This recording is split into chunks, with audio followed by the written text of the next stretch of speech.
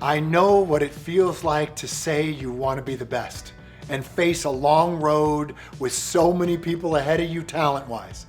When I said that I wanted to be the best stage performer, a lot of people thought I was joking.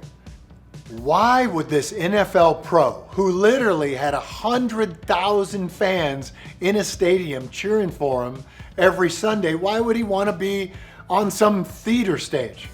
I also knew that there were thousands of people who were better than me because I was starting from zero. What did I know about becoming an actor? Now, I knew that my mastery as an NFL safety didn't mean I could just walk into any acting job anywhere and just be great. My football skills did not transfer to acting, but my ability to focus, practice, rehearse, and keep my plan in mind at all times, that did transfer. I just needed another long-term plan with a different goal, one that focused on acting and movement and writing plays. And after a lot of hard work, I found myself on stage in my critically acclaimed one-man show, Run to the Litter. I got there, and you can too. Here's what I learned along the way when competition is fierce. Number one, model the best.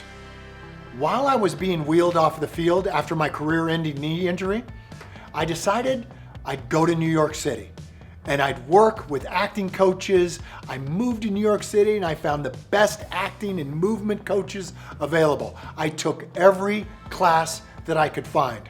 I asked all the people in my class with me. I asked them, who's the greatest stage performer of our time? And they all said Al Pacino. I ultimately got introduced to Al Pacino. That's a great story, and I'll leave that in my book, There's No Plan B for Your A Game, for you to read it. And I asked Al Pacino, how could I learn to be the best stage performer of my time? And Al Pacino told me I had to get on stage, anywhere, as often as I could. He helped me lay out the 15-year roadmap for my success. Remember, I thrive really well in those long timelines like that. Number two, live the plan and say yes to nearly everything in the name of becoming the best. I took to heart what Al Pacino said and worked to spend more time on a stage than anyone else in the world. I spent the next 15 years acting anywhere I could get a role, starting with a children's play in Sacramento, California. I went from competing against and playing against the top athletes in the world to acting in children's plays. The Shoemaker and the Elves. I was the mayor of this town, and I wore this silly hat, and I was acting with a bunch of kids.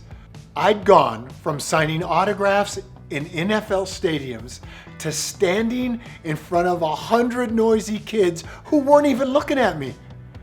At one point during this play, I looked out into the audience and I saw my brother, Tony, and my friend and ex-roommate, Kenny O'Brien, sitting there.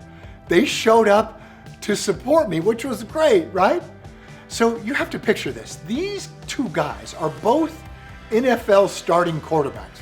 Tony had just led the New England Patriots to the Super Bowl, and Kenny was the starting quarterback for the New York Jets. These guys are huge, and they're sitting in these kid-sized seats, and they're looking at me like they're just totally in shock.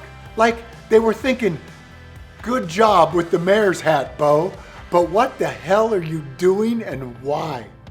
But I knew what I was doing. I had my 15-year plan. This kids' play was just part of the process. So stick with your plan. Know that there is greatness ahead. One last point about competition. I love competition. It's what drives us to be the best. The first biological lesson of history is that life is a competition, says Will and Ariel Durant in their book, The Lessons of History.